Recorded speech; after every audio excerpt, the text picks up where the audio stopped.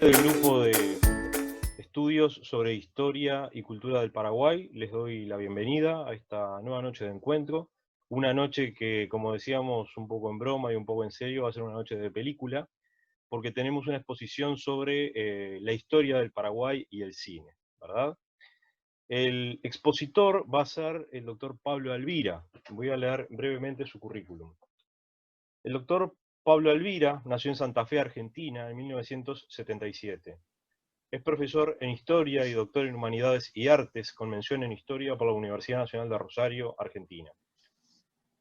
Es además realizador audiovisual, título expedido por la Escuela Provincial de Cine y Televisión de Rosario en el año 2001. Se desempeña como docente e investigador en régimen de dedicación total en el Departamento de Historia Americana de la Facultad de Humanidades y Ciencias de la Educación de la Universidad de la República. Su área de actuación es la historia argentina y latinoamericana del siglo XX, especializándose en las relaciones entre historia y cine. Ha publicado diversos trabajos en revistas científicas internacionales y participado también en numerosos eventos académicos. Así que, sin más, los dejo con el doctor Alvira y una aclaración para los amigos paraguayos, ya un poco en tono de broma, ¿no? Aunque es curepa, es muy buena persona. Y no es porteño, es provinciano. Adelante, Pablo. Bueno, gracias Tomás. ¿Me escuchan bien? ¿Sí? Perfecto. Muy bien. Gracias Tomás por la presentación. Eh, bueno, antes que nada quería agradecer al grupo a Tomás, a Matías y a los demás y las demás por la invitación. La verdad que es muy lindo tener esta oportunidad como de ir ampliando, ampliando las cosas sobre las que uno va reflexionando, digamos. Yo no soy un especialista en historia del Paraguay, como sí lo son varios de los que están aquí, pero me gustó mucho el desafío para plantear algunas cosas desde el lugar en que yo he trabajado estos últimos años, que es justamente las relaciones entre cine e historia, las diferentes aristas de la relación entre cine e investigación histórica. Entonces me pareció una buena oportunidad para tomar algunas de las películas, no necesariamente paraguayas, sino que de algún modo se relacionen con la historia del Paraguay, aunque una de ellas es paraguaya 100%.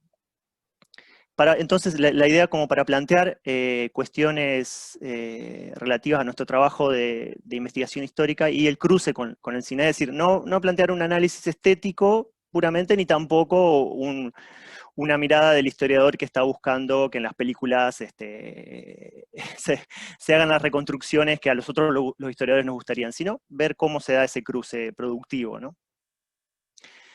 Bien, antes digamos, de ir con las películas, me interesaba introducir un poquito en estas cuestiones sobre cine e historia. La relación entre cine e historia, si bien la podemos rastrear a fines del siglo XIX, digamos, poco después que los Lumière dan a conocer su invento, ¿no? El cinematógrafo, ya algún tipo de reflexión acerca de lo importante de la conservación de los filmes, del estudio de la historia a través de los filmes, etcétera, ya se empezó a hacer. Pero de todas formas no se instaló en la academia hasta los años 60, 70, sobre todo bajo el influjo de algunos investigadores de Annals. Y, digamos, las posibilidades de este cruce son múltiples.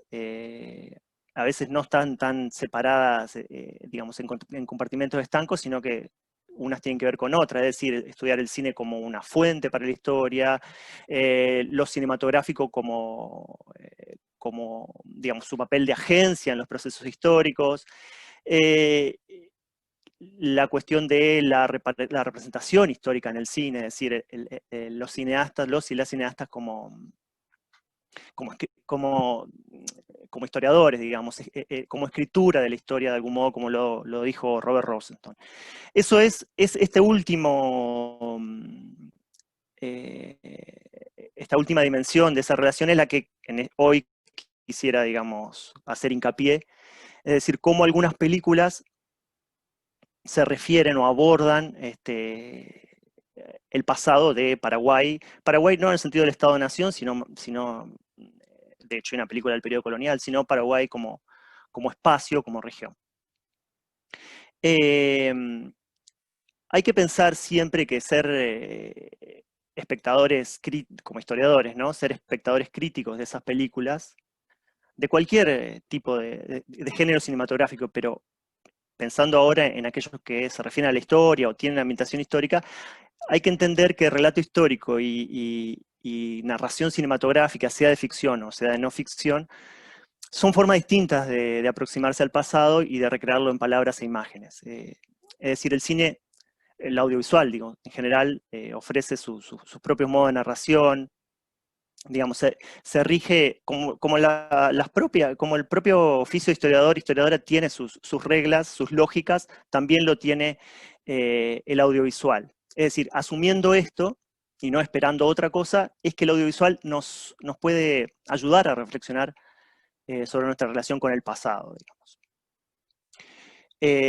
Digamos, el primer, no el primero, pero quien empezó sistemáticamente a reflexionar y a publicar sobre esto es un norteamericano, Robert Rosenstone, a principios de los 90, que él planteaba desde una posición académica muy particular, ¿no? En los años 90 en Estados Unidos, con todo el desafío posmoderno y poscolonial a la historiografía, él planteaba que el cine le estaba planteando un desafío a nuestra idea de historia. Él decía que la historia escrita es una reconstrucción, no es un reflejo directo, y tal como la practicamos, era un producto cultural e ideológico del mundo occidental en un momento de su devenir.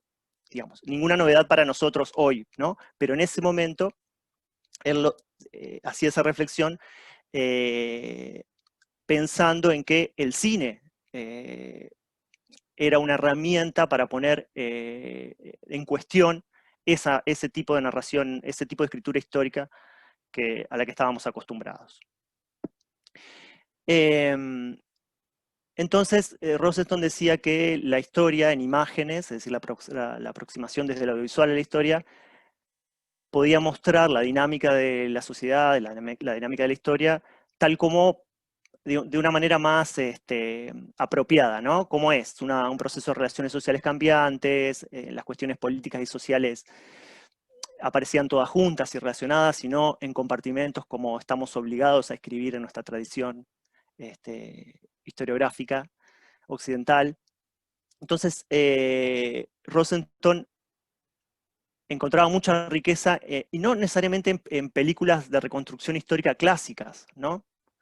Sino en aquellas que trataban de reconstruir al milímetro, sino en aquellas experimentales, y esto es lo que me interesa en relación a las que vamos a hablar hoy, ¿no?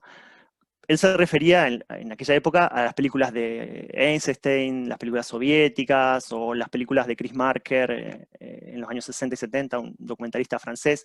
O sea, ¿qué tenían en común estas películas?, decía Rosenstone. No abrían una ventana al pasado, como podía ser, no sé, pensemos en un ejemplo de cine histórico clásico. El Gato Pardo, por ejemplo, o alguna clásica de romanos norteamericana. No habría una ventana al pasado, sino que estas películas experimentales, decía él, exponen una forma diferente de reflexionar sobre él. Entonces, esa es como una cosa que me parece muy interesante que planteaba Rosenstone ya en aquel momento para pensar. Es decir, han pasado mucha agua bajo el puente y hoy estamos más dispuestos a admitir ese tipo de cosas, ¿no? La cuestión de la agencia individual, que es tan importante en el relato cinematográfico, la imaginación, la empatía, es decir, un montón de aspectos que la historiografía incorporó y que el cine o el audiovisual ya nos ofrecía hace muchísimo tiempo. Eso más o menos como para darle un marco a esto que vamos a hablar ahora, estrictamente pensando en algunas películas. Y voy a compartir un PowerPoint para ir viendo. Ahí mismo vamos a ver algunos fragmentos de películas. Por supuesto que no podríamos ver más que fragmentos en el tiempo de una charla, ¿no es cierto? Entonces vamos a compartir algunos fragmentos y algunas capturas. Bien, si se ve bien me hacen pulgar arriba y perfecto. Bueno. Yo había pensado 3 películas para para que charlemos hoy. Una es, digamos, refiriéndose al tiempo histórico que tratan, prefiero decidir de adelante hacia atrás, empezar por la que trabajan sobre el pasado reciente. Empezar con Ejercicio de Memoria, que es el último largometraje de la cineasta paraguaya Paz Encina, que es del 2016. Después hablar un poco de Cándido López, Los campos de batalla, de José Luis García, es un documentalista argentino, que, como el nombre ya se los indicará, se refiere a la guerra de la Triple Alianza, o la guerra contra el Paraguay, o Guerra Guazú. Y finalmente, o sea, cerrar con la única ficción de todas las que quiero hablar, que es Sama, la película de Lucrecia Martel, que se desarrolla en los últimos años del periodo colonial, en la zona de Paraguay. Bueno, empecemos con Ejercicio de Memoria. Esta película fue el segundo largometraje de Encina, que se formó en la Universidad del Cine en Buenos Aires, hija de exiliados también, de opositores al estronismo. Fue el segundo después de Hamaca Paraguaya, que fue su gran suceso, que muchos de ustedes habrán visto, que es de una película del 2006, que hacía referencia, digamos, digamos, el contexto en el que se situaba era la guerra del Chaco. Pero entre Hamaca Paraguaya y Ejercicio de Memoria, Encina hizo varios cortometrajes, 3 o 4, y una instalación en 3 partes, que se llamó, ahora se me fue el nombre, pero todas tenían que ver con el pasado reciente de Paraguay, y que venían a propósito de su inmersión, después de Hamaca Paraguaya, en los archivos del terror, ¿no? Que para quienes conocen la historia reciente de Paraguay, son los archivos de la policía secreta de la dictadura de Stroessner, que ahí digamos, esa masa que es los archivos del terror, ahí encontramos ficha de detención, vigilancia, informes policiales, escuchas telefónicas, fotografías, registros de identidad, una importante gama de material gráfico, sonoro, del seguimiento de opositores al estronismo. O sea que en estos años previos al ejercicio de memoria, ya con esos materiales, Paz Encina hizo varias cosas. Entonces en el 2016 hace un largometraje con materiales del archivo del terror.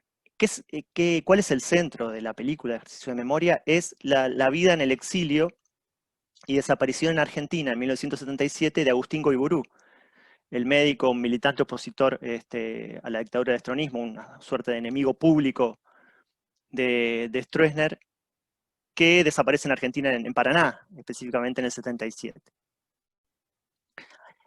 El caso de Goiburú es paradigmático en la masa de materiales del archivo del terror. Entonces, Encina lo reconstruye a partir del relato de su familia, de sus 3 hijos, o sea, 2 hijos y una hija, y su esposa. Pero principalmente de los hijos, que van relatando en voz off-over, en realidad.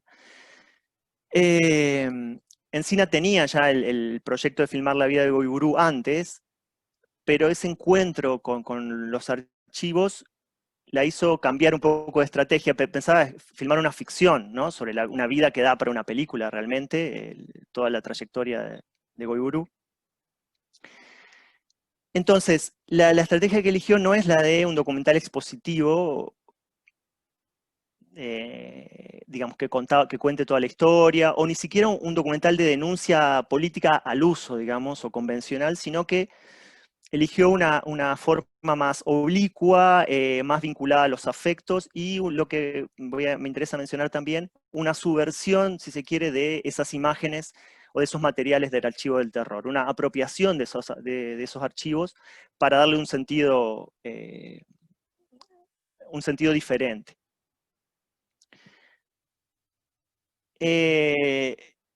La estructura de la película, ahora vamos a ver un fragmento que más o menos ponga en evidencia eso, está en 2 niveles, y no me refiero solo al sonido e imagen, que es importante cómo trabajan fuera de sincro todo el tiempo, y esto es una cosa que me parece más interesante porque nos da mucho más elementos para estar pensando al momento que estamos mirando la película, sonido e imagen, pero también en dos niveles claramente diferenciados en cuanto a los materiales de archivo. Por un lado, hay tomas bellísimas, una fotografía espectacular realmente, hechas para la película, que son escenas de un hogar, como esa que se ve a la izquierda, ¿no? Escenas de un hogar vacío, una casa antigua en un entorno rural. Hay un montón de escenas sobre esa casa, y también en el monte, donde hay niños, niñas que se supone que son hermanos y hermanas, jugando en el monte o yendo al río, otros chicos andando a caballo, todo en un entorno, digamos, similar a los que en algunos momentos pasaron los Goiburu en su exilio por distintas localidades de Misiones y de Corrientes y de Entre Ríos. O sea, porque han pasado por varios lugares de Argentina. Y por el otro lado, digamos, además de esas imágenes tomadas especialmente para la película, tenemos las imágenes del archivo. Y aquí tenemos tanto el archivo del terror como el archivo familiar de los Goiburu. Como la imagen esa que tenemos a la derecha, ¿no? Del médico y dos niñas. El archivo, además del terror, de la represión, no es solo, como decía, fotografías, sino que además también son sonidos, grabaciones. Ahora vamos a escuchar una en el fragmento. Entonces, una de las cosas que me parece interesante en cómo lo aborda Paz Encina es esta cuestión de la evocación de la infancia, ¿no? Estas tomas del monte, del río, al tiempo que los hijos de Goiburu, hoy personas adultas, ya grandes, ya bastante grandes, van recordando esa infancia. Hace una evocación de esa infancia que, como de muchos momentos felices, aún yendo de un lado para el otro, a veces con la ausencia del padre, digamos, sin saber cuándo volvía y demás. Y que lo vincula a la película bastante con otras contemporáneas, como Los Rubios, como Diario de una búsqueda de la brasileña Flavia Castro, o varias otras películas. Es decir, el tópico infancia y dictadura se ha revisitado, digamos, bastante en los últimos años. Entonces, ese abordaje, eso del río también está muy interesante, porque una de las cosas que destacan todo el tiempo es que lo que más hacían con el padre mientras estuvo era ir a pescar a donde sea.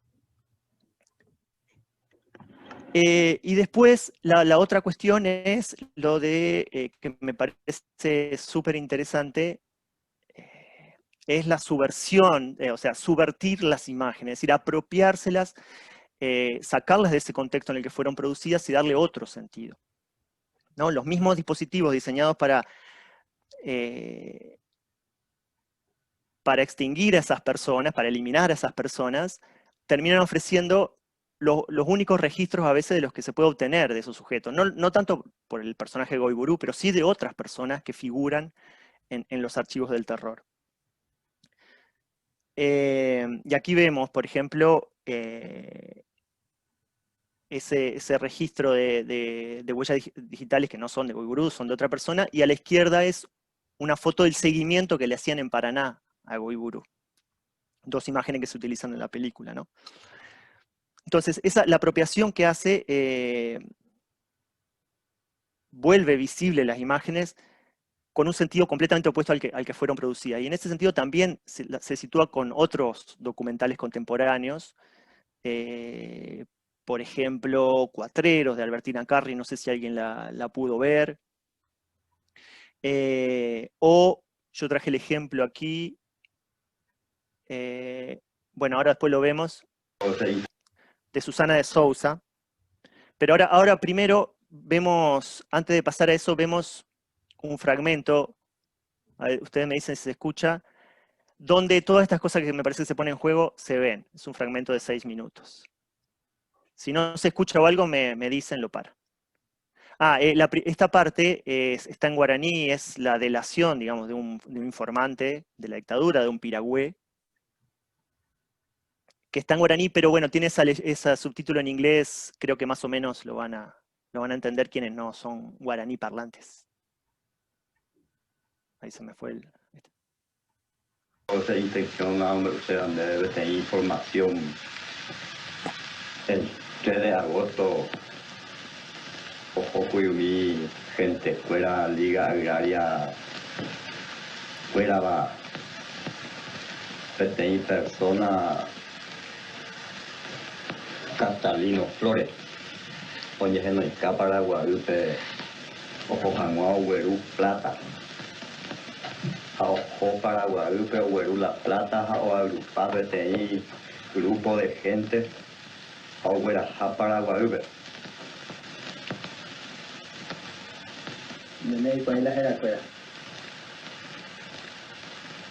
Hay cuala, unos cuantos regas, unos cuantos la hoja cuena, y la cuala paitea. La hoja cuena. Nada más la de cuál. La cuala, la hoja cuena, Arnaldo Flores. Otro. Pilo Gutiérrez. De gordo, de gordo. De gordo, de cuidado. A la hoja ahí. Ah, Gerán. No, Gerán ya ando pues. Gerán ya ando pues. Ojo, Ginate Cuña Caraíña Atanasia. Usted, Ginate Mariano Martínez. Está la hoja ahí. A un día se la igual a la hoja, pero hoy ve la persona hoja. Ya hizo Modesto y Cuapa y tiene la hoja. Hoy cuábete. Modesto y Cuapa. Modesto te da la de Huerulla. Y Cuapa y tejan. Mamá para la hoja. Ah, en que iba Modesto, me he hecho página mi ojo que para Guadalupe. Đại pha point đây với đây thì là mà apa oha ni đại quái thì nào phải trong bộ ba la plata ho cái cây Catalino Flores.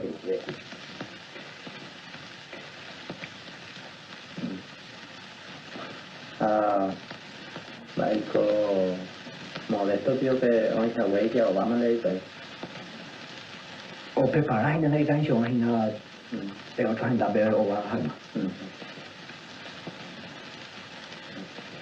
La intención de viaje para Guadalupe, intención de la de reunión o de COPEP, No, Modesto se de seguramente te fijaré sobre cosas que reunión primero.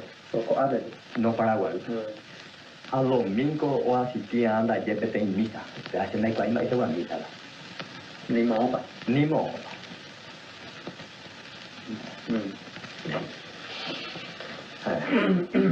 Hasta digo, señor comisario, algo se ha llegado de cara y jefe de policía en la ese documento blanco, esta vez se fotografía bien con el viejo y ya por hacer.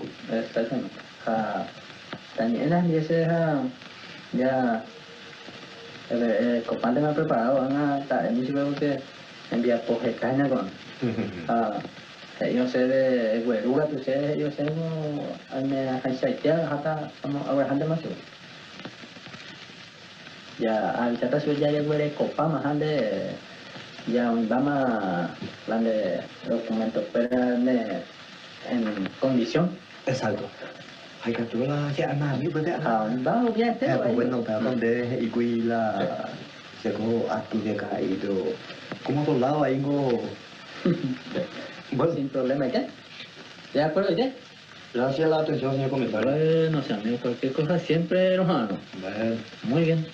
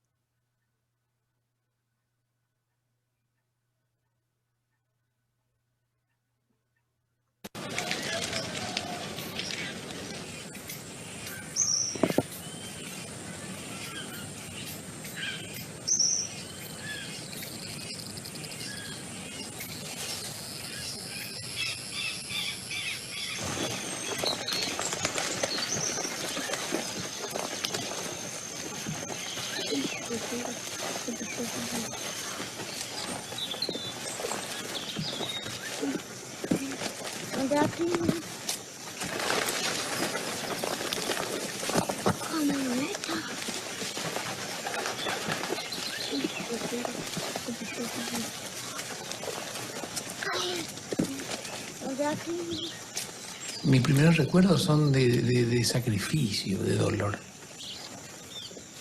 de incertidumbre, de miedos. Y Yo no sabía que estábamos en dictadura, no podía utilizar esa palabra, pero la vida era de miedo. Era de miedo y de estar constantemente vigilando, mirando a ver quién estaba, quién no estaba cerca. Realmente no viví la infancia como un niño normal. Quién se acercaba, quién no. Viví la infancia cuidándome, cuidándonos. Nosotros vivíamos en esa película y sabíamos lo que estábamos viviendo. Bueno, ese es el fragmento que me parecía que podía más o menos pintarnos un poco toda la película, las cosas que estábamos hablando ahí. Esa casi no utiliza imágenes, por ejemplo, que hay muchas en el Archivo del Terror, de torturas o cuestiones o imágenes más morbosas, y eso me parece que es interesante en qué tipo de imágenes busca utilizar, ¿no? En un contexto saturado de imágenes, y saturado de imágenes del horror en distintos espacios. Sin embargo, fíjense que está centrado en otras cuestiones que, digamos, que establecen otros vínculos entre el espectador y lo que está viendo, ¿no? Yo les mencionaba el ejemplo de Albertina Carri, Cuatreros, pero también hay una cineasta portuguesa que se llama Susana Sousa Díaz. La imagen de la izquierda de esas fotos es de la película Naturaleza Muerta, o Naturaleza Morta, de Susana de Sousa Díaz, que también, es así, toda la película utiliza fotos y filmaciones hechas por la dictadura de Salazar en Portugal, para encontrar ciertos intersticios ahí que van mucho más allá de lo que, o sea, que subvierten el sentido que tenía originalmente. Entonces, podría definírsela como una archival artist, o artista del archivo a Paz Encina, en el sentido de extraer de los archivos no solo los insumos, es decir, tanto como fuente o tanto desde el punto de vista estético, sino que también es como un impulso de confrontación entre el pasado y presente, es decir, que impulsa al espectador a hacer este ejercicio, como la película se llama, ese ejercicio de memoria por sí mismo, ¿no? Apela a un espectador que no es pasivo, sino que no le está explicando todas las cosas, sino que lo está incitando a armar e incluso a vincularse afectivamente con lo que está viendo. Bien, después vuelvo al final para comentar un poco más de esta película. La segunda película que me interesaba mirar, y nos vamos yendo hacia atrás en el tiempo, no sobre las películas, sino del periodo que refieren, es Cándido López, Los campos de batalla, de José Luis García, que es un documentalista argentino. En realidad, antes de hacer sus primeras pelis, que es esta, la primera largometraje, había sido el director de fotografía de Fernando Spinner, de Martín Reisman, directores importantes del nuevo cine argentino. Este es su primer largometraje. Luego hizo uno en 2013, 14, ahora no me acuerdo, que lo hizo conocido más globalmente, que se llama La chica del sur, que es un documental precioso, si a alguien le interesa verlo. Bueno, este documental es una coproducción, en realidad, argentino-paraguaya, porque tuvo fondos del INCA, o sea, el Instituto Nacional de Cine de Argentina, pero también del FONDEC, ¿no? de Paraguay. O sea que, y tuvo técnicos, colaboradores de ambos países. O sea que podríamos decir que es una película argentino-paraguaya.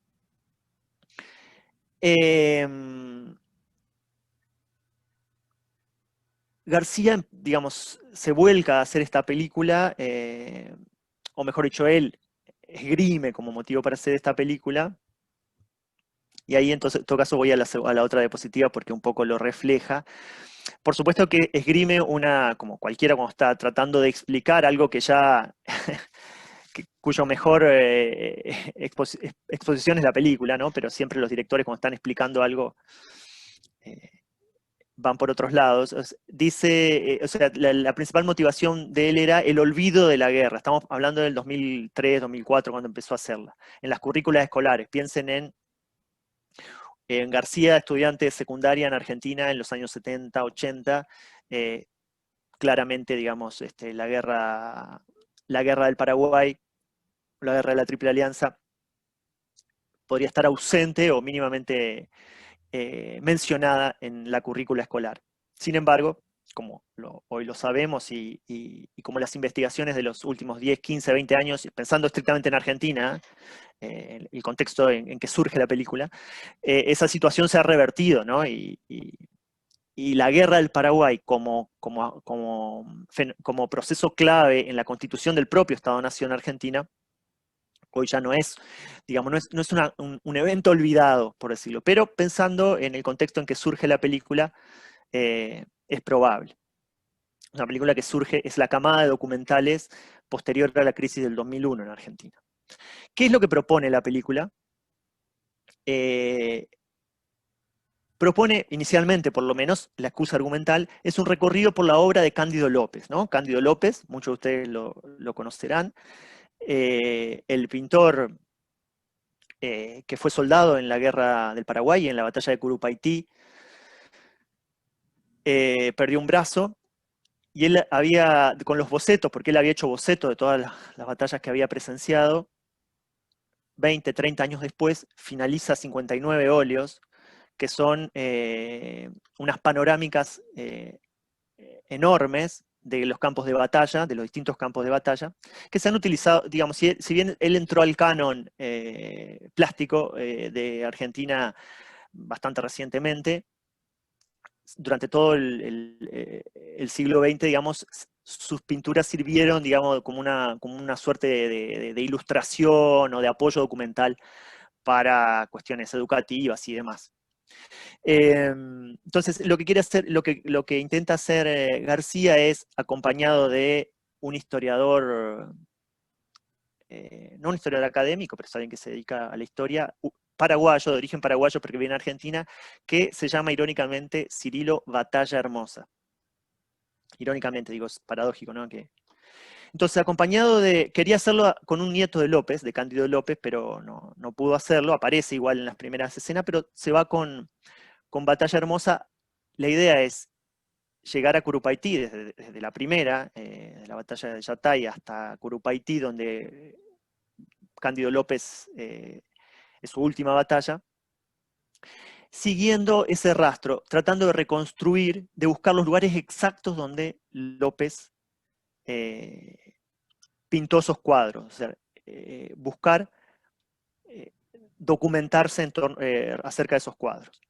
Es una película que, como muchas a partir de los años 2000, está narrada en primera persona, es decir, el documental en primera persona se vuelve, hasta el día de hoy, digamos, es una de las variantes más interesantes y a la vez más visitadas del documental. Y más allá de lo de Cándido, es el viaje el que organiza, digamos, visualmente y narrativamente la película. Es el viaje, es decir, salir de Buenos Aires y llegar a Paraguay con las escalas en donde pintó las batallas Cándido López.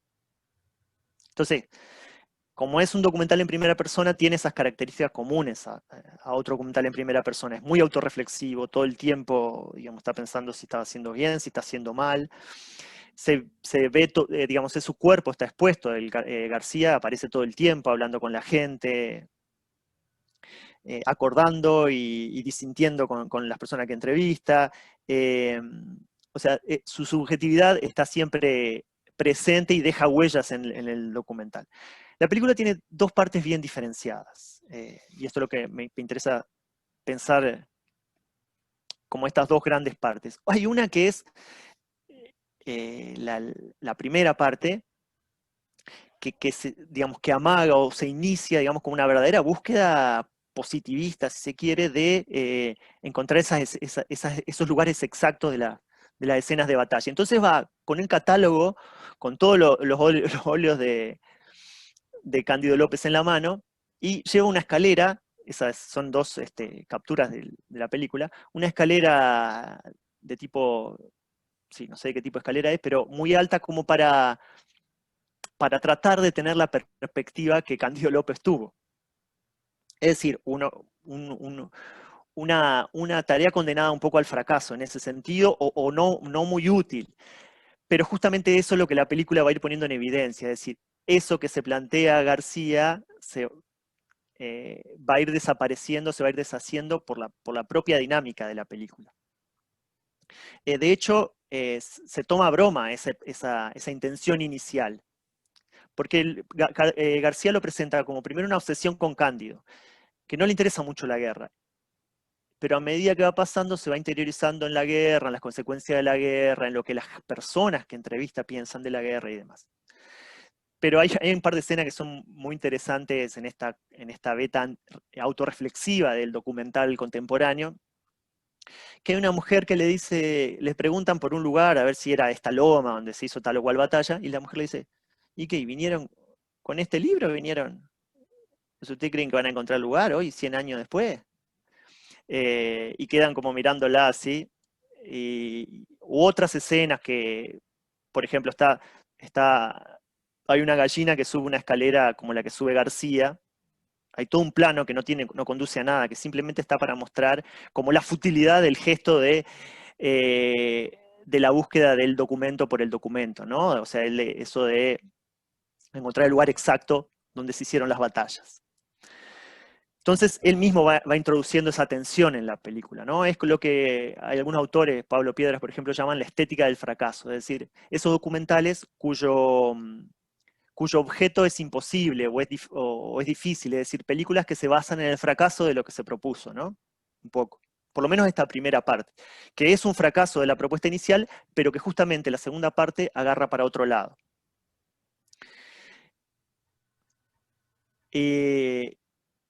Bueno, y ahí vamos a ver un fragmento de justo es el momento en que se va terminando esta primera parte y comienza la segunda. Porque la primera parte termina en Curupaytí y en lugar de, o sea, una buena parte del equipo, incluido el camarógrafo, la escalera, se van, llegan a Curupaytí, están en Curupaytí y el resto del equipo se tiene que ir. Y García se queda y sigue él solo con la cámara y una productora a buscar otras cosas. Y es ahí donde empieza a ver las otras cosas que, digamos, que eran inesperadas en el planteo inicial de la película, por lo menos que no estaban contempladas. Los testimonios de las personas, personas, digamos, comunes y corrientes, no académicos ni nada por el estilo, en torno a cuestiones relacionadas con la guerra, las consecuencias de la guerra. Ahí aparecen, obviamente, las balas y la fundición de Bicuí, los tesoros que busca la gente aún hoy todavía, tesoros enterrados en la época de la guerra, en fin. Entonces, eso empieza a abrirse después, pero antes veamos el fragmento. Hay mucha cantidad de balas. El agua de ríos y esteros remueve continuamente el suelo de la región, descubriendo armas y objetos del tiempo de la guerra. Para que te quede bien. O vestigios de los pequeños tesoros que la gente enterraba antes de abandonar sus casas, para evitar los abusos del ejército invasor.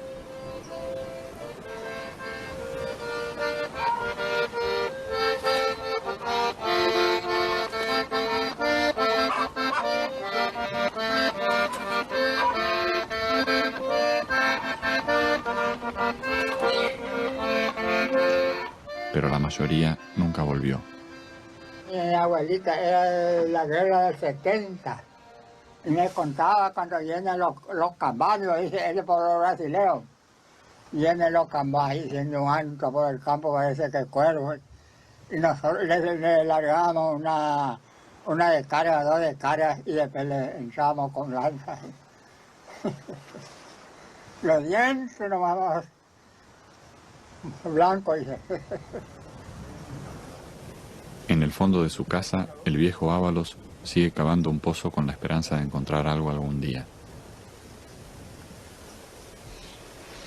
Me dice, despertate y vamos allá. Y bueno, mientras cada noche en sueños, doña Aureliana espera al hombre que la guía hasta su tesoro. En la otra, Y entonces me despertaba, Gaú, pero no me despierto. Y me lleva y me dice, este tesoro que está acá, mire, así se veía esas cosas brillosas que me mostraba él, el que venía junto a mí. Me dice, mire, este tesoro es para usted, pero sola, no traer de ninguna persona contigo. Conversábamos.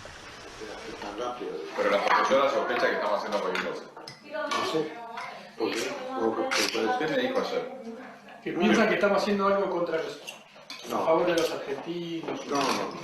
Por eso me dijo, mejor vamos a la escuela. Por eso me dijo. Sí. Qué mal.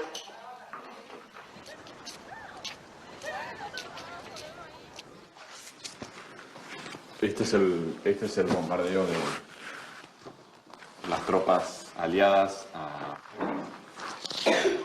este pueblo. Y este es una imagen sobre la batalla de Estero Bellaco. Los libros antiguos, digamos así, los primeros libros traían más informaciones, pero los libros que ahora vienen con esta cuestión de la reforma, que estamos en eso, es bastante pobre. ¿Qué pasó en Curupaytí? ¿Alguien sabe qué pasó en Curupaytí? Ahí hubo una batalla en la cual el ejército paraguayo tuvo una victoria. ¿Quién fue el mariscal Francisco Solano López?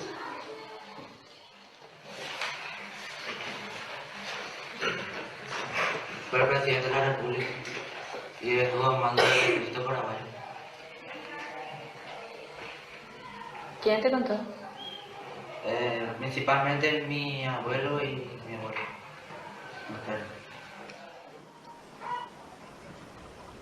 Pero él, si es que arreglaba, tenía que abandonar el país. Por eso no abandonó él. Todo lo bueno que tiene es que murió por su patria y por su bandera. ¿Murió por su patria o murió con su patria? Con su patria no, porque él le quedó. Al paraguayo trae un pedazo. ¿Es así o no es así?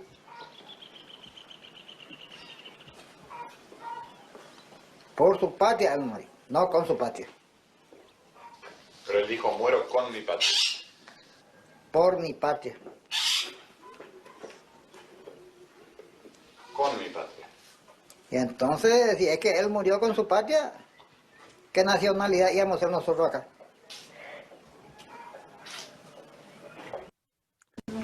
Bueno, ahí termina el fragmento, termina con ese, que es uno de los momentos más interesantes de ese encuentro con personas de entrevistas y testimonios y charlas, que es ese del muero con mi patria o por mi patria.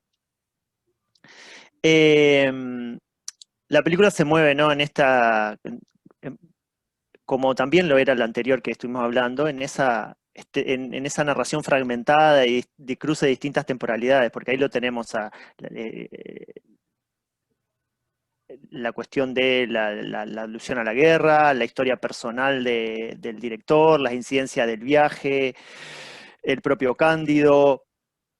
Es decir, hay un montón de, digamos, de capas, de temporalidades imbricadas continuamente, unida y vuelta, que, digamos, que no intentan una totalización así concluyente de la narración, sino que es más bien una deriva, una suerte de fluctuación. No, y eso coincide con otra cosa que me parece importante de la película, que es, la cuestión de la reconstrucción polifónica, si se quiere.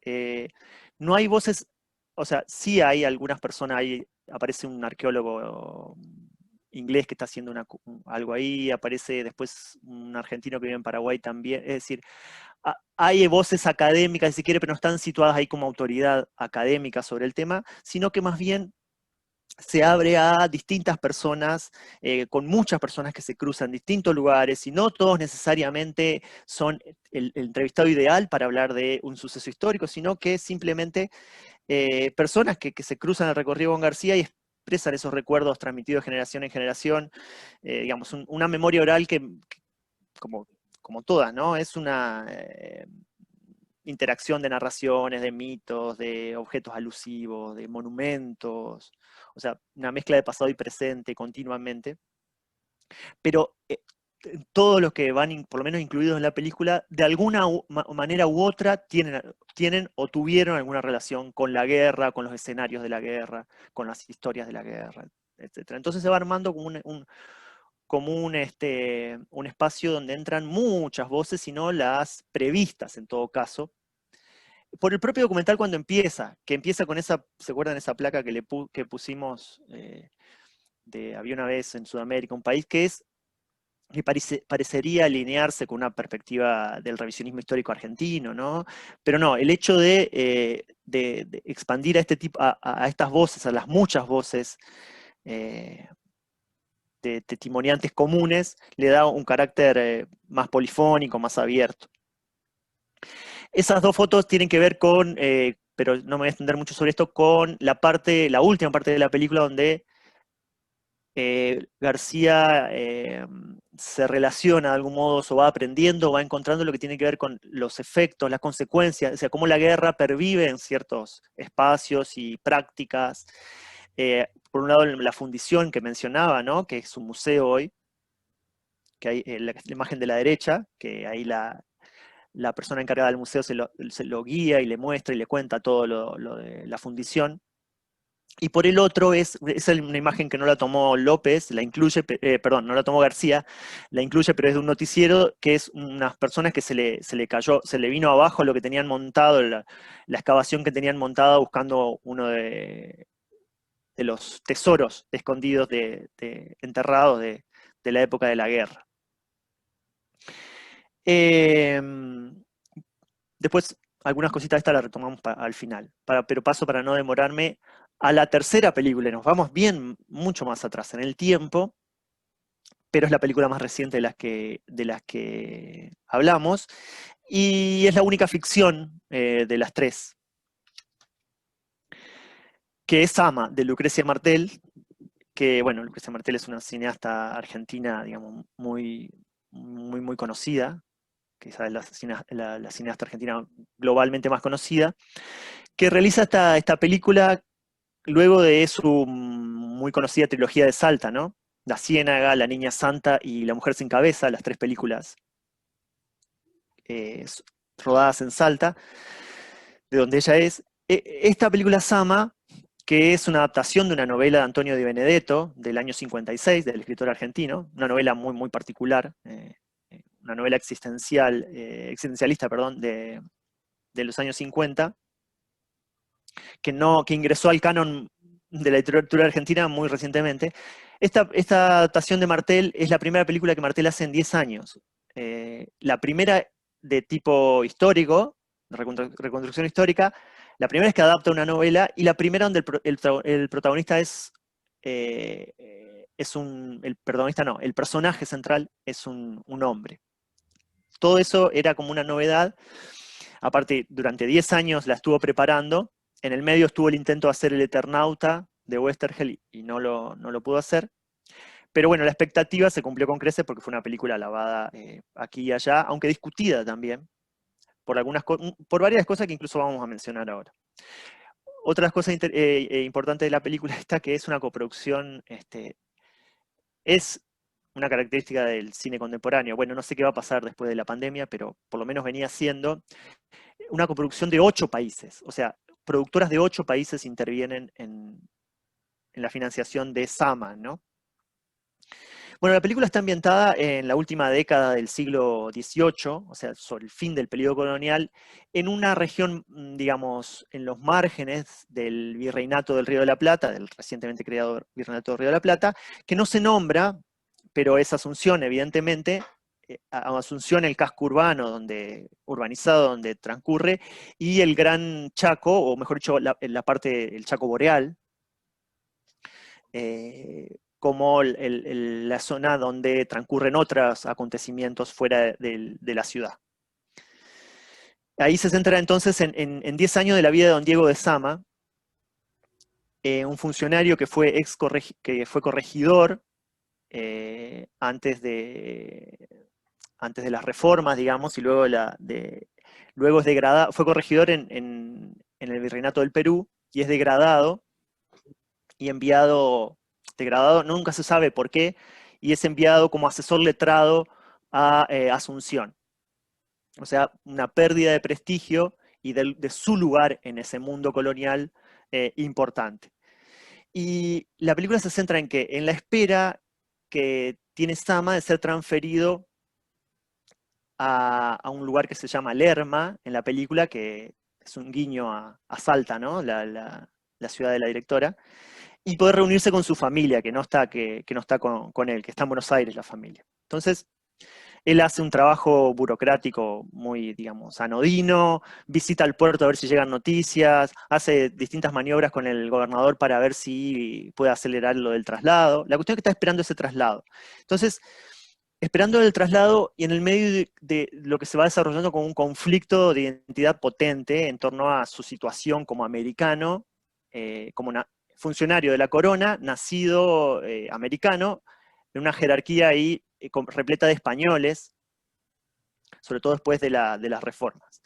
Entonces es un conflicto colonial, pero a la vez es un conflicto existencial de carácter moderno, si se quiere, como lo trata Martel en la película. Entonces, ¿cómo representa la sociedad colonial? Es una película histórica convencional, digamos, que se caracteriza por la rigurosidad en la reconstrucción, digamos, milímetro a milímetro. Bueno, no. Evidentemente no es el tipo de película histórica.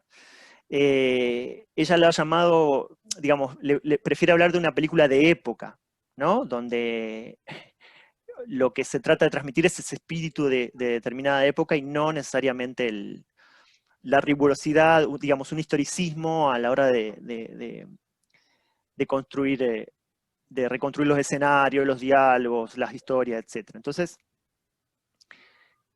ahí hay dos fotogramas del principio, ¿no? Que tiene un poco que tiene que ver con la espera y la llama que aparece allá al fondo, después la vamos a ver en el fragmento de la película, que vamos a ver.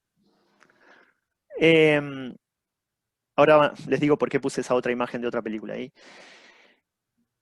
Una de las estrategias principales que pone en juego Martel para reconstruir esa asunción colonial tardía, digamos, y la espera de Sama, es el anacronismo y el extrañamiento, digamos, como dos estrategias relacionadas, pero que a ella le permiten dar cuenta de determinados estados de ánimo, determinados ambientes, atmósferas,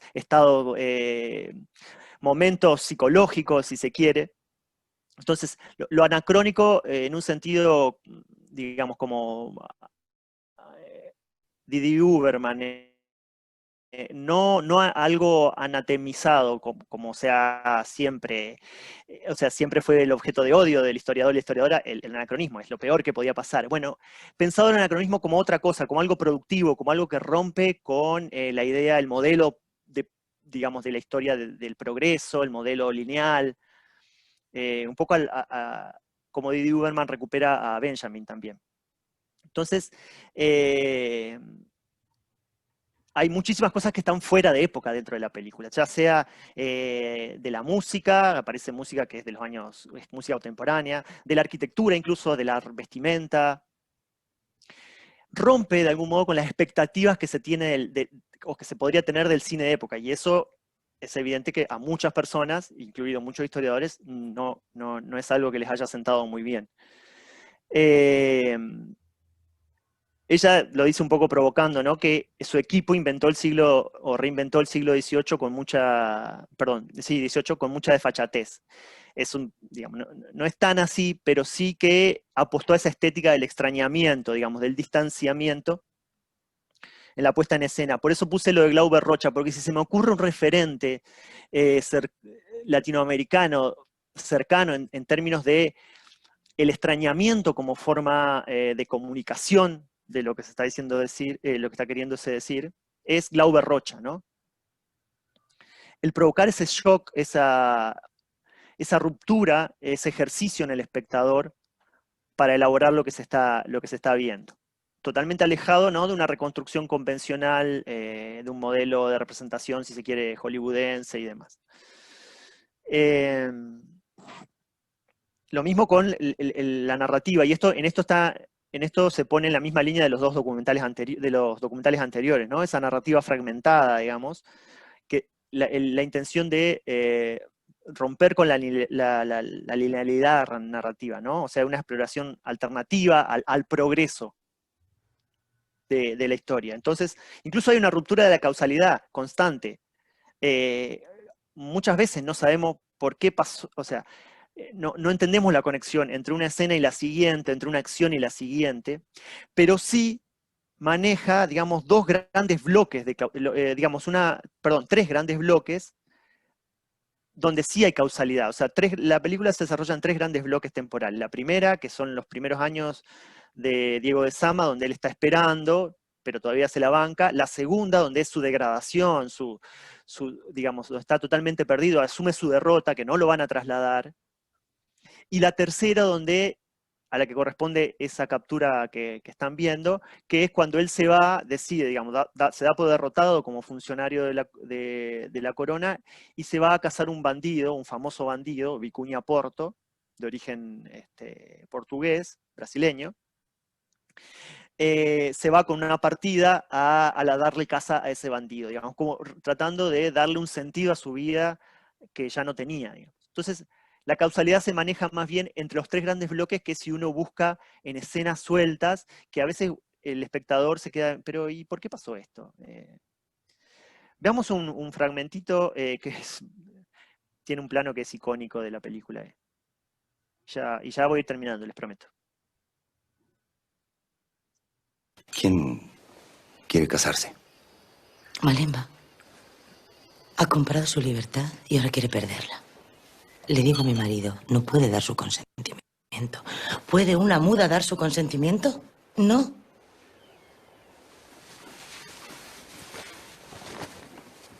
Hoy ha venido el negro con sus cartas. Todos los hombres codician mi cuerpo. Honorio, mi propio esposo, vive fascinado por la carne. Yo lo desprecio. Y desprecio a todos los hombres por su amor de posesión. Agradezco la fortuna de haber encontrado una mujer de su naturaleza. Malemba ya ha sufrido bastante. Cruzó el río a nado, huyendo de los maltratos de cierto tabacalero. Cruzar no fueron horas. ¿Cuánto fue? ¿Cuánto fue? Fueron días en el agua, abrazada a un pellejo. La volvieron a atrapar en el Chaco. Le desollaron los pies y la untaron con esa planta horrible.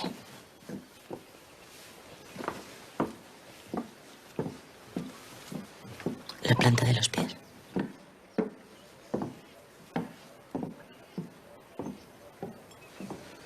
Pensé que en su caso la mudez y la renguera venían juntas. No está muda. Tiene su lengua.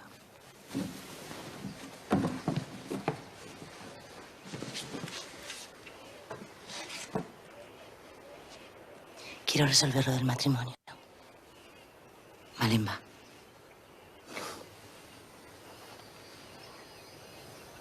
No hay impedimento. El asentimiento válido es por escrito. La firma de tu esposo avalará la unión. Tu muda ya puede casarse. Mereces un beso.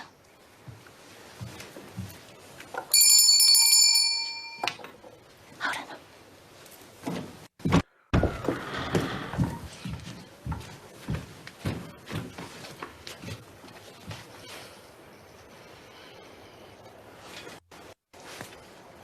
¡Vamos!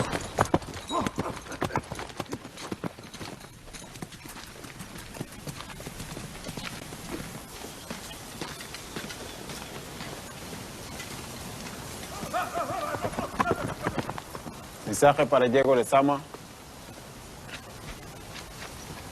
Soy yo. Habla. El gobernador dice que te vayas. me vaya. Que te vaya a su despacho. No querés correr. No querés correr. Ha llegado correo. ¡Burro!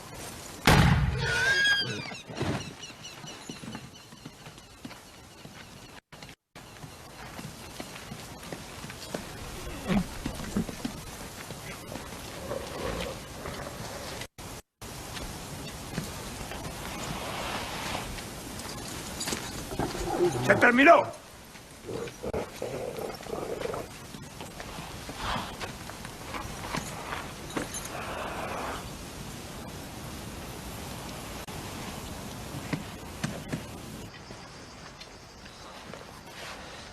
Señor gobernador.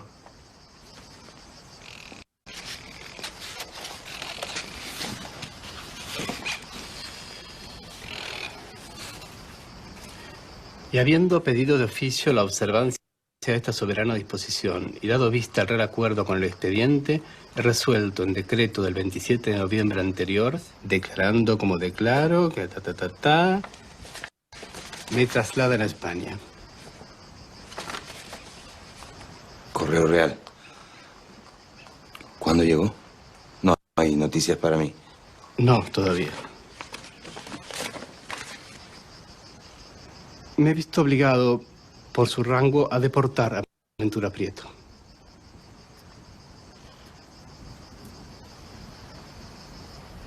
Deportado por una riña.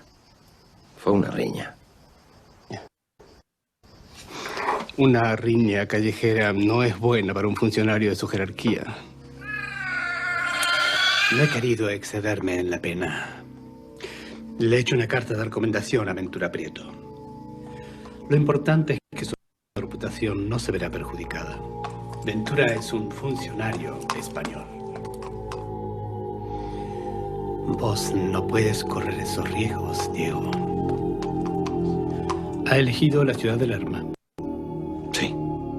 He pedido mi traslado a la ciudad de Lerma. Ventura Prieto ha elegido la ciudad de Lerma.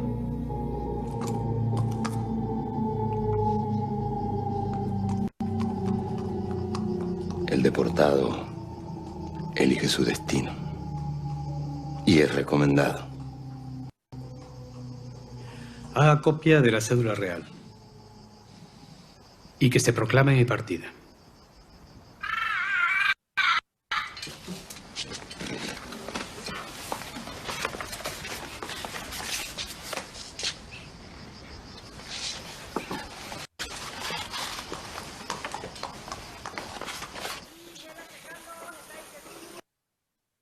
Bueno, esa escena, perdón, disculpen que no sé qué es lo que pasó, si el PowerPoint no se le aguantaba o qué, estaba entrecortado. Espero que igual hayan podido ver.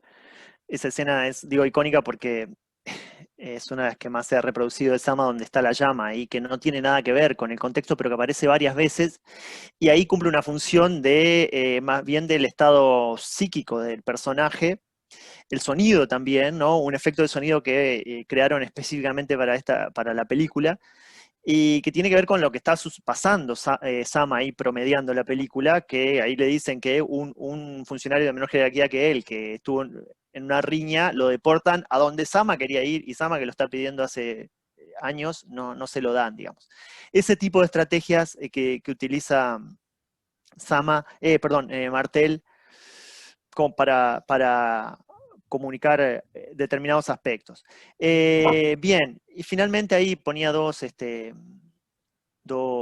capturas más para reforzar un par de cositas más que tenían que ver, una con esa de la izquierda, es la última parte, cuando ya se siente derrotado Sama, y lo que les comentaba, y se van a la casa del bandido, que digamos, resuelve así su crisis de identidad, si quiere. Es un americano a fines del periodo colonial, una jerarquía de españoles, pero él sigue asumiendo valores europeos.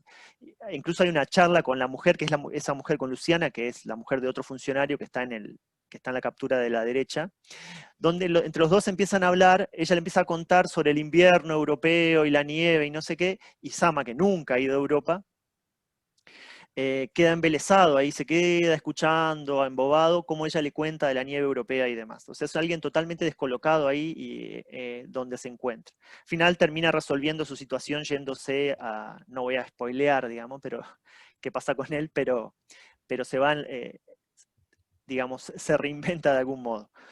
Y la otra cosa que quería mencionar era que esa intención de descentrar de Martel, ya por el lugar del virreinato donde se sitúa, la figura esa de Sama, que se convierte en una especie de marginal ahí también dentro de su élite, pero también aparecen otros actores sociales marginales en las reconstrucciones de la sociedad colonial por parte del cine y demás, como africanos, indígenas, hablando en guaraní en la película, los bandidos que aparecen también, mujeres en distintos roles y en algunos con una agencia importante, como la propia Luciana que ustedes ven ahí, que es la que hablaba con Sama en el video, en el fragmento de la película. En fin, varios aspectos que tienen que ver con eso, descentrar, digamos, un poco el relato más conocido, no la historiografía, porque todos sabemos los avances, digamos, lo que es la historiografía hoy, pero sí los sentidos comunes, en todo caso, sobre el periodo colonial. Digamos, para cerrar ya, y voy a dejar de compartir, las tres películas se acercan un poco, me parece a mí, ¿no? Si dividimos las películas históricas, si se quiere, o que abordan la historia, en dos tenemos aquella, podemos pensar en la de reconstrucción histórica, aquella que digamos, que apuestan al verosímil, ¿no? Es una estrategia, ¿no? Lo más cercano al conocimiento que tenemos, a los indicios que existen y demás.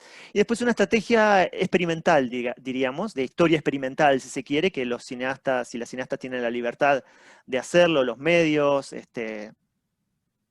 y la expectativa sobre los productos no es la misma que en un historiador, que es la historia experimental esa que apuesta a la reflexión sobre determinados periodos, determinados procesos, no una ventana, sino una reflexión. Esas serían como las dos estrategias, dos opciones a la hora de que se acercan los cineastas y las cineastas a los periodos históricos.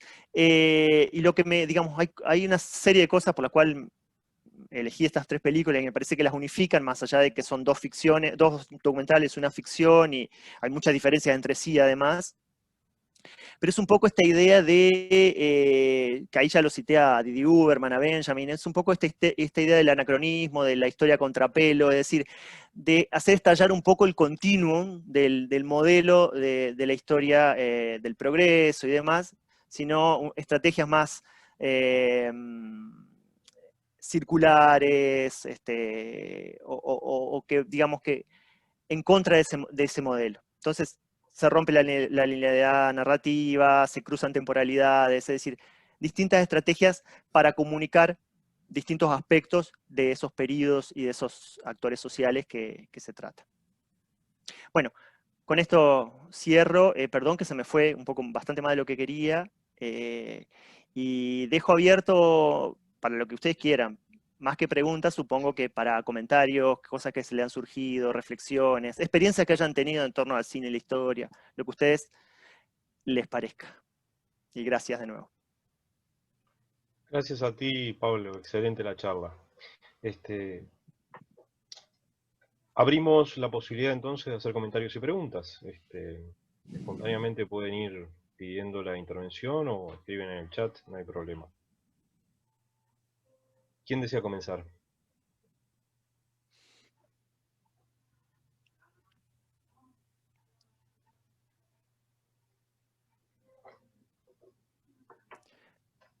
Matías. Matías dice, al no tener micrófono consulto por aquí. Primero agradecer, me pareció fantástico. Mencionabas a Rosenstown, y ese autor plantea la idea de invención falsa e invención verdadera. Pensando bajo esas categorías, ¿cómo pueden hallarse en las tres preguntas? ¿Y cómo estas invenciones pueden interpelar e influir la mirada sobre el pasado y, por qué no, el presente del Paraguay? Gracias. Adelante, Pablo. Bueno, gracias Matías por el comentario. Bueno, es una pregunta digamos, amplia y llevaría un tiempo, pero sí, pero está muy bien, o sea, me parece, claro, completamente pertinente porque eso es lo que está en la cabeza ahí de Rosenthal cuando habla de los códigos, digamos, de aprender nosotros, como historiadores, historiadoras, a leer esos códigos que no son esos códigos, digamos, de escritura, de construcción narrativa, de acercamiento al objeto, que no son los que nosotros nos formamos, nos enseñan y demás.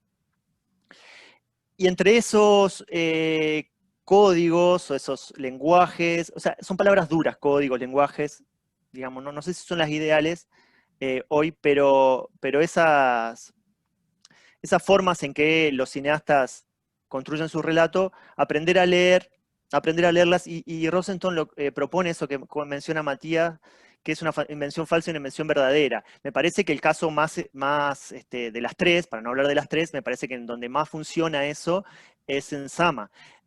¿A qué se refiere con invención verdadera Rosenthal? Aquello que se inventa, es decir, pero hay historiadores, no sé, Natalie Simon Davis también ha hablado muchas veces de lo que ella llama el rol de la imaginación. En la historia hay lagunas que, por eso digo que no es tampoco tan diferente, hay lagunas que tenemos que, no podemos aprender a aspirar, perdón, a aprender la totalidad de algo que ya no es nuestro, como ya sabemos, de lo que hay indicios muy parciales. Entonces, lo de invención falsa, la invención verdadera es imaginar, inventar, pero que eso se incardine con el cuerpo de conocimientos que tenemos, ¿sí? Y que no lo contradiga totalmente, ¿no? Que siempre esté en función de aprender más esa atmósfera, ese ambiente, esas prácticas. Eso es eso lo diferencia a Rosenthal de una invención falsa, que es decir, una invención completamente arbitraria y sin una funcionalidad en torno a comprender mejor el periodo. Yo creo que se podría aplicar a Sama, aunque no sé si completamente, pero algunas cosas de Sama, y también a la de Cándido López, porque obviamente, más allá de lo que vemos en la película como algo desordenado, o sea, como un camino que es sorpresivo, que es ese viaje de José, confundo a veces, no de Cándido López, de José Luis García, el director, ese viaje que aparenta caótico, que él se va sorprendiendo con las cosas. Bueno, mucho de eso hay, pero en realidad mucho de eso es una estrategia narrativa consciente, donde se inventan sucesos, donde se inventan episodios no de la historia paraguaya, pero sí en torno a su relato, pero cuya función es poder comunicar determinada cuestión que él quiere comunicar en función de la comprensión histórica, digamos. Creo que hay distintas estrategias que apelan a la imaginación, a la invención, pero que siempre están trabajando para una mejor comprensión de ese periodo, de esos procesos, de esos agentes sociales. No la invención por la invención nomás. ¿Seguís vos, Tomás? Sí. Antes de seguir con los comentarios, una pregunta anterior de Sara. Pregunta, ¿cómo puedo ver la película Sama? Y yo diría, ¿cómo podemos ver las tres películas? Tal vez, para no invertir tiempo ahora en eso, podés enviarnos un correo o un WhatsApp con los enlaces o las explicaciones y nosotros lo reproducimos. O si querés hablar, por supuesto, dale ahora nomás. No, lo único que les puedo decir, o sea, yo dejo mi mail para ver cada situación en particular, porque yo, digamos, no podría en este espacio darle acceso irrestricto a las películas, pero sí, si me escriben. Pero sí la de Cándido López está en YouTube. Esa la ponen en el buscador y aparece. Cándido López, los campos de batalla. Aparece. Después, por las otras, me escriben a esta dirección. Ahí la estoy poniendo. Y yo veo, les digo dónde la consiguen. Más fácil va a ser eso. Perfecto. No hay problema, me escriben, no hay problema por escribirme, así que. Bárbaro. Porque hay alguna que está en Amazon, otra que no está. Pero la de Cándido López, esa la pueden encontrar en YouTube, en esa versión de imagen muy pobre, que es la que yo mismo mostré hoy. Bien. Mariano Montero plantea lo siguiente. Patrick Boucheron avala en su obra esa idea de imaginar, tornar imagen, siempre sobre el régimen de verdad de la historia.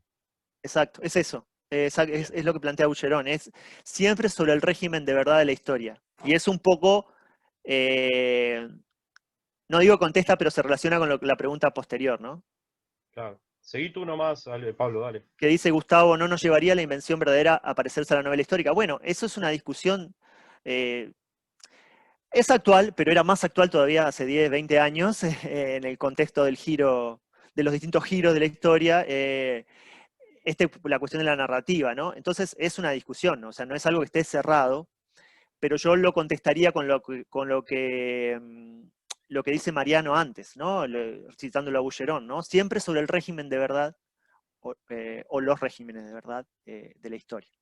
Pero sí, es una discusión lo de la narrativa ficcional y la narrativa histórica.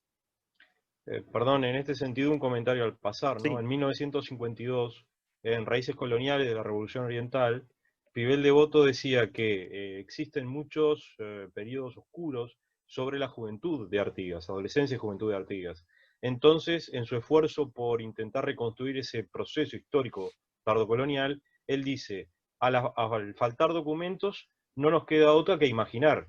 Imaginemos entonces, y procede a reconstruir esa historia utilizando justamente la imaginación histórica, valga la redundancia. Y lo dice Pibel Devoto, que era un erudito, ¿no? Entonces, un aporte nada más.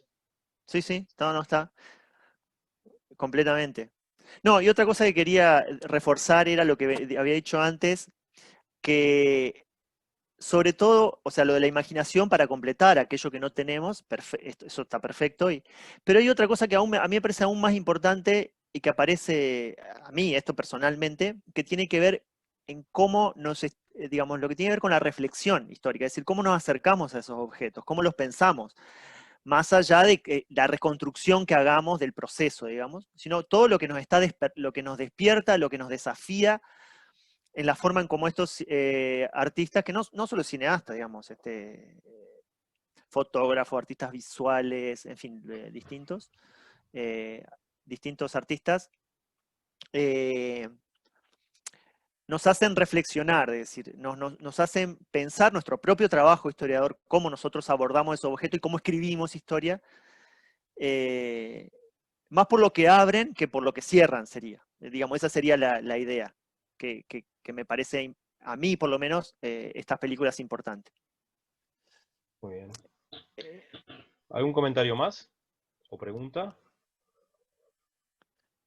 Pueden hablar directamente, no es necesario escribir. Adelante. Claro. Y, Adelante. y cuenten experiencias personales de si trabajaron cine, historia y eso. Eso me gustaría.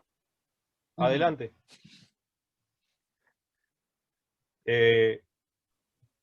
Dale vos. A ver ahí.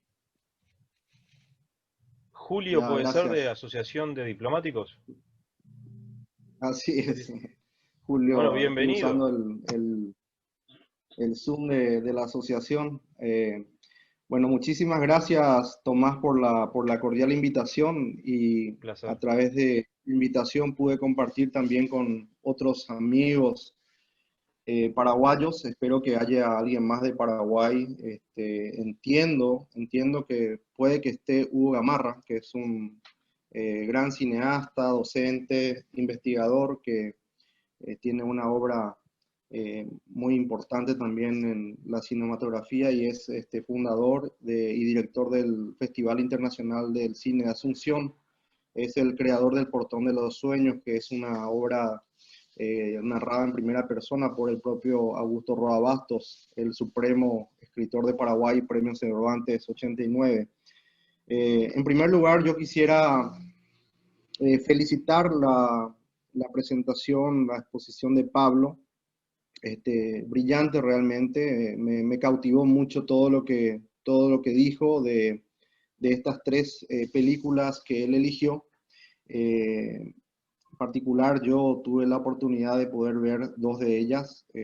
y agradezco también que nos introduzca algo nuevo a Sama, que ya tengo también muchas ganas de verlo, de apreciarlo, de sentirlo. Y bueno, yo pude ver tanto la obra de Paz, ejercicios de la memoria, y también Cándido López y los campos de batalla de García, ¿no? En ese punto, yo no voy a hacer preguntas, Pablo, pero sí quería compartir algunas cositas que creo que puede contribuir también en el debate, y hacer algunos comentarios también, ¿no? Bueno, lo primero que quiero es hacer un homenaje, ¿no? Porque realmente, si bien hoy los paraguayos tenemos ya una ley de fomento del audiovisual, que es una conquista del sector, ¿verdad? De la nueva generación, y también apuntalados ahí por uno de nuestros precursores como Hugo Gamarra, tenemos la ley del audiovisual, lo que genera, digamos, toda una dinámica también en la producción cinematográfica en Paraguay.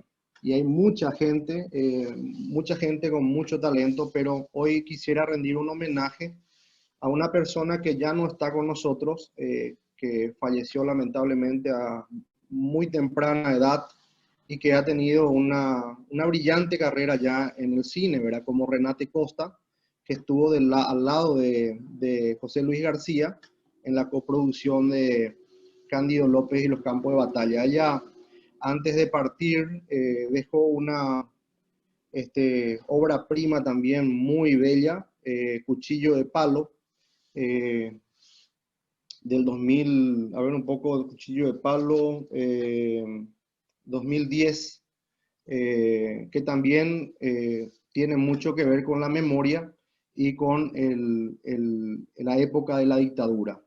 Se ha trabajado mucho dictadura en los últimos 15 años en Paraguay. Realmente hay un trabajo muy interesante de investigación, y hay también ficción, ¿verdad? Entonces, recordarle a Renate en este relato, que también lo hiciste vos, de Cándido López, también señalar de que la memoria de la guerra ha sido trabajada ya bastante, ¿verdad? Y yo recuerdo que a mí me gustó muchísimo esa visión desde la pistura, ¿no? El desentrañar los óleos de Cándido López y buscar la forma de llegar a esos lugares, y ver cómo también cambia el foco de su interés primigenio, ¿no? Por las cuestiones que vos mismo explicaste, ¿verdad? En fin, realmente muy, muy interesante que hayas elegido esa película. Y lo otro que quería referir es en cuanto al trabajo de Paz, ¿verdad? Que es un trabajo también hermoso, ¿verdad? El ejercicio de la memoria. Y citaste también su obra prima, Hamaca Paraguaya, ¿verdad? Que realmente es una obra maestra. El tema de la memoria es fundamental que sigamos trabajando, y sobre todo como un ejercicio para no repetición, no, nunca más dictaduras, buscar la forma de también rendirle un homenaje a las víctimas, a los desaparecidos, y creo que ese componente de memoria es fundamental en este trabajo.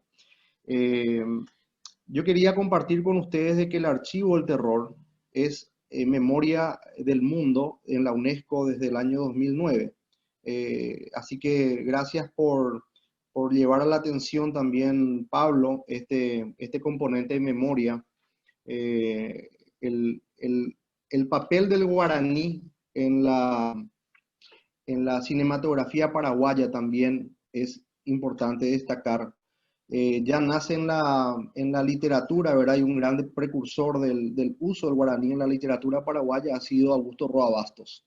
Entonces, en el cine también se está dando ese fenómeno.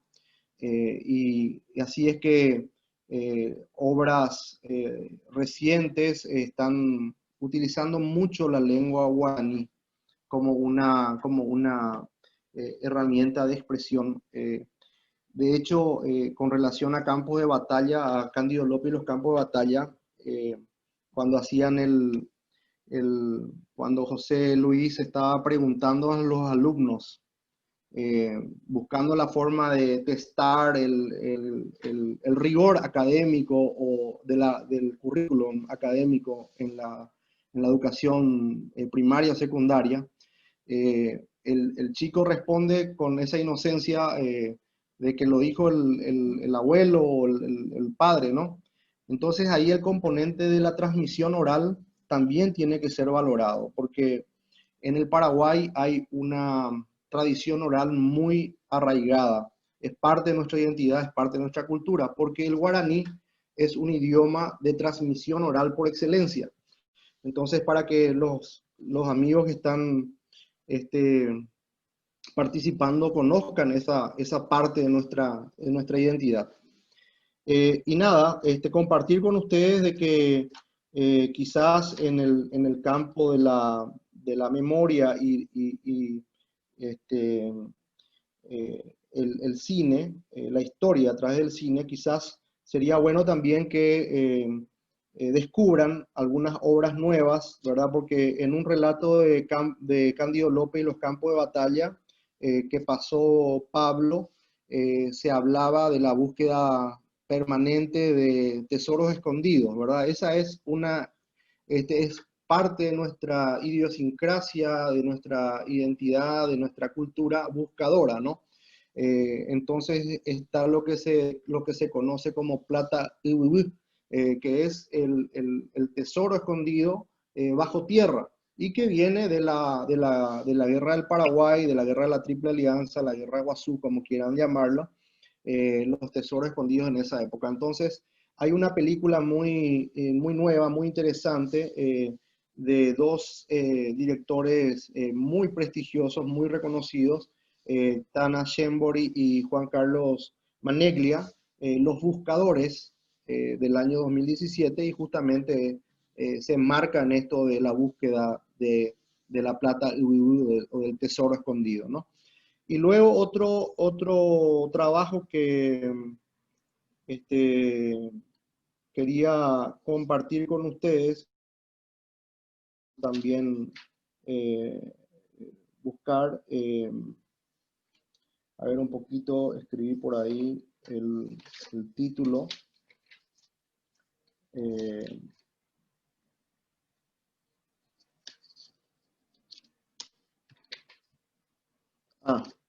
Acá está. También vinculado con la memoria y también contextualizada en la dictadura, quizás en la época más dura de la dictadura, en los años 70, finales de los 70, digamos en la época del operativo Cóndor. Entonces está ahí el trabajo de una obra prima también, coproducción paraguayo-argentina, de Jiménez, es el nombre del cineasta, Matar a un muerto, de Hugo Jiménez, Matar a un muerto. Esto es también algo bastante nuevo. Así que quería compartir esos dos trabajos que se complementan, digamos, con la presentación y son ficción, ¿no? Uno ficción aventura, comedia, y el otro es ficción suspenso, ¿no? Entonces, bueno, yo hasta ahí, Tomás, realmente muy agradecido con Pablo por ida y vuelta que dio en la historia del Paraguay a través de estas obras muy lindas que él eligió, y ya estamos anotados para recibir la información sobre Sama. Y yo voy a compartir con Tomás información de cómo cómo llegar hasta los buscadores y matar a un muerto. Muchas gracias. Gracias, Julio. Gracias, Julio, por los comentarios. Y gracias por la mención a Renate Costa también. Costa. ¿Seguís tú con los comentarios, Pablo? Es que no sé si quedó alguno, ¿eh? Sara dice, menciona otra película que se aproxima a la versión de la historia oficial, que hemos aprendido en el libro de historia. Cerro Corá. Otra, de carácter campesino, debe ser Caraí Norte. Bien. Sí, conozco el Cerro Corá, que se hizo en el 78, por ahí, una cosa así. Y la otra no la conozco. Tomo nota. Caraí Tomo Norte nota también de lo que... Sí, perdón. Dale. Julio. Caraí Norte realmente es un corto muy bello, realmente muy bello, de Martinesi. Muy bueno, Caraí Norte. Ok. Tomo Marcelo nota, entonces. Martinesi. El de las herederas, trabajo, ¿no? Cortometraje. Claro. Así mismo, Las herederas, muy bueno. También se recrea en la época de la dictadura, ¿no? Me permito hacer un paréntesis en este diálogo, en esta reunión, ¿no? Qué importante el aprendizaje que estamos desarrollando todos, porque esto, yo siempre insisto, es un grupo de estudio, no es un grupo de investigación. Somos un grupo de uruguayos que quiere aprender sobre historia y cultura del Paraguay y nos estamos nutriendo muchísimo. Obviamente todos estamos tomando nota de estos consejos de películas, ¿verdad? Que reflejan la historia del Paraguay. Este es el aprendizaje que queremos los miembros de este grupo de estudios, ¿no? Cierro paréntesis. Bueno, Hugo Gamarra, saludos de Asunción. Sara nuevamente dice, entiendo que el cine tiene la libertad de ficcionar la historia. Sin embargo, presiento que el cine muestra el interior profundo de la cultura de cualquier lugar. En este caso, Paraguay ha trascendido gracias a los... Bueno, no sé, a los Joa trascendido que se han... Acá, Paraguay ha trascendido en el tiempo gracias a los jóvenes directores. Javier Correa, a todos. Gente, me tengo que retirar, muchas gracias. Excelente, Pablo, tu exposición. Bien. Perfecto. ¿Algún comentario más? ¿Alguna pregunta? Bueno. Pablo, muchas gracias por tu exposición. Realmente interesantísima. Anuncios. La semana que viene, el día martes 1, comenzamos en la facultad, por este medio, por Zoom, un nuevo curso sobre historia del Paraguay. En este caso va a estar focalizado en la guerra de la Triple Alianza. Es un curso de carácter interdisciplinario titulado En tinta y en tierra, Historia, Discursos y Arqueología de la Guerra de la Triple Alianza. Será dictado por Matías Borba, la arqueóloga Sandra Pintos y por mí, ¿verdad? Están todos invitados. En los grupos que tenemos de WhatsApp hemos difundido el enlace con el cual pueden hacer la inscripción. Se trata de un curso de extensión universitaria, ¿verdad? Eso, como un detalle, son 7 clases. Por tanto, el mes que viene no vamos a tener una reunión formal del grupo de estudios, porque vamos a tener todas las semanas una clase sobre historia del Paraguay. Lo más probable es que la segunda clase, que la va a dar justamente Javier Correa, que tuvo que salir, que va a estar relacionada con el contexto histórico de la guerra, tal vez esa clase la difundamos como reunión mensual del grupo, aunque será una reunión muy especial porque va a estar inserta en el curso, ¿verdad? Y después, siempre en el marco del grupo, tendríamos una reunión en octubre, donde participarían las maestras de la Escuela Artigas, con una reunión que sería también un acto en homenaje a Artigas, y sobre todo la presentación de un libro que cuenta la historia de la Escuela Artigas en el Paraguay en sus 100 años, ¿verdad? Que las maestras van a realizar. Eso va a ser en octubre.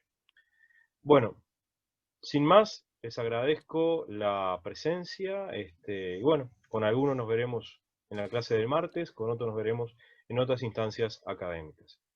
Bueno, gracias Tomás y Matías y demás, y gracias a todos y todas por haber venido. Gracias. Julio, un placer tenerte acá. Seguimos con la... Chao.